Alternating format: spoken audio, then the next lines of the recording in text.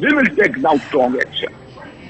Well, that is assuming that you will come to power and that Mr. Narendra Modi will be Prime Minister. But I'll come back to you, Kirit Somaiya, in just a second. Mr. Venkat Chari, the former chairman of the MCX, also joins us. Mr. Chari, you heard what Kirit Somaiya had to say. You heard what PH Ravi Kumar had to say on Jignesh Shah being arrested by the Mumbai police. I want your reaction, sir. I've just heard about it. I'm absolutely... this should not have been done.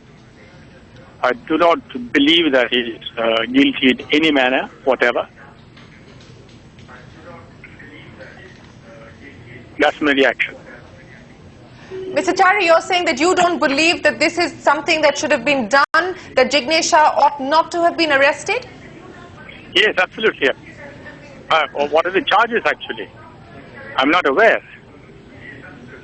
Well, we're not aware of what the charges are at this point in time, but the Mumbai police, the economic offences wing of the Mumbai police has made the arrest, sir.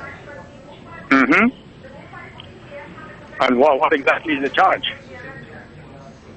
We don't have details of the charges that have been pressed against him, but on the basis of the evidence and the interrogation of Jignesh Shah over the last several months, the Mumbai police has now decided to make that arrest. Mr. Chari, you know, you're also on the board of FTIL. It seems to be that the forensic audit report that has been prepared by PwC, which has been shared by investigative agencies, has been in a sense the final nail in the coffin as far as stitching up evidence is concerned.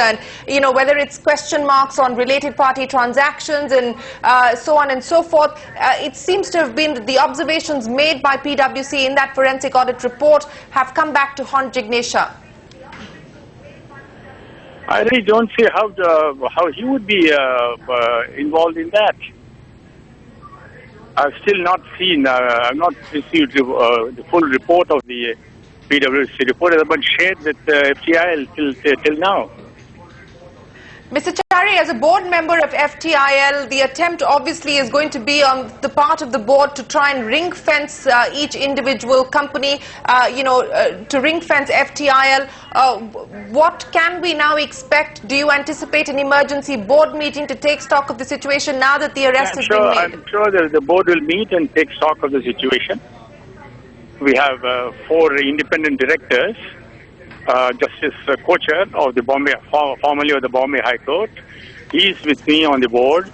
Captain Nagarajan of the IAS of the Tamil Nadu cadre, formerly of the Tamil Nadu cadre. He is on the board. Mr. Rajendran, formerly of Union Bank of India. He is on the board as an independent director. And we will take a view. But what view could you possibly take now, sir, now that this arrest has been made, and what now happens to FTI's attempts to divest its stake in things like the MCX? As I said, it's rather premature for me. I'm not fully all the facts. And in any case, it's the board which will have to take a view in the matter after we are fully apprised of all the facts. Again, I understand it's premature to ask you this, sir, but what could the options be? We just heard Mr. PH Ravi Kumar talk about the options to try and ring-fence individual group entities. What, to your mind, could be the way forward from here on? I understand and I appreciate the fact that you don't have full details available at this point in time. You know, after all, I was in the IAS for 39 years, occupying very responsible posts. And I cannot take any, cannot express any view unless I'm fully apprised of all the facts.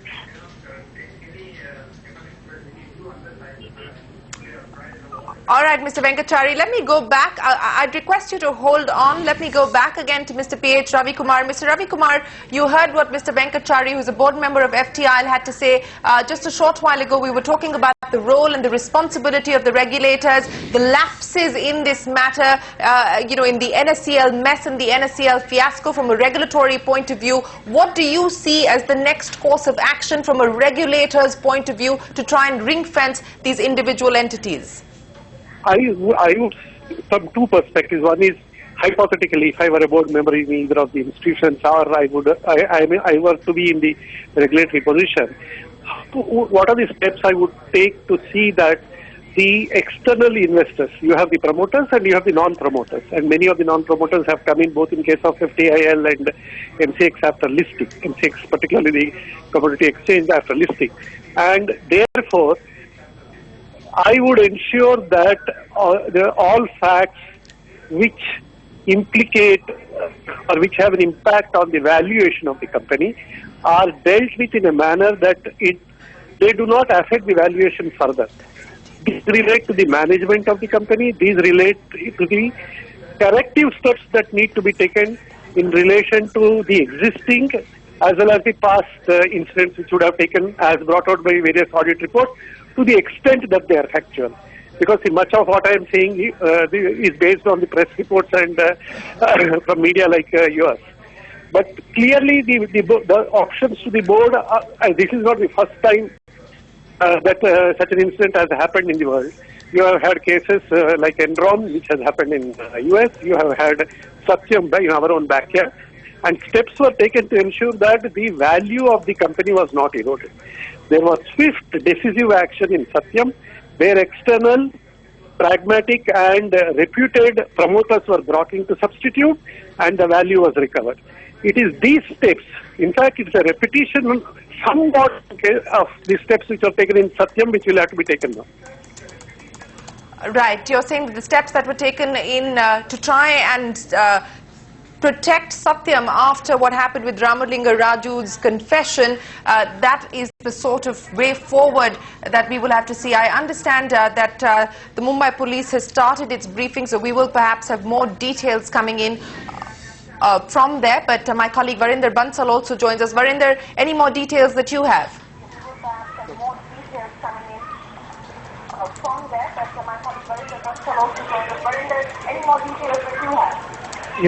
Shireen, there are two important things. I'll give you the market reaction, which is very important. The first thing, of course, remains what will happen to the MCX stake sale. And with anyone and everyone I'm talking to, they are saying that there will be a dramatic change in terms of the way MCX stake sale will be processed from now on. We have been reporting that the entire MCX stake sale will be now conducted by MCX board rather than FTIL, and not be surprised that the MCX stake could happen at the market price rather than the bidding process. And you could also see new financial investors coming in for pitching up for MCX first. Second, what happens, to the investors, whether they get back their money or not. Jignesh Shah is arrested. It doesn't come as a surprise. The timing, of course, we can wonder. But what happens whether the investors get back their money or not? Now, there are two important things to consider.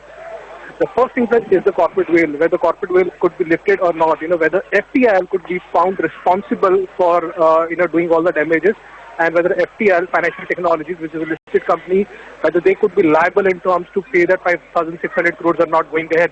But that, I believe, Varinder, just hang in. Varinder, just hang on. I believe the former MCX CEO Shrikant Javalgekar has also been arrested by the Mumbai police. That is the information that's coming in.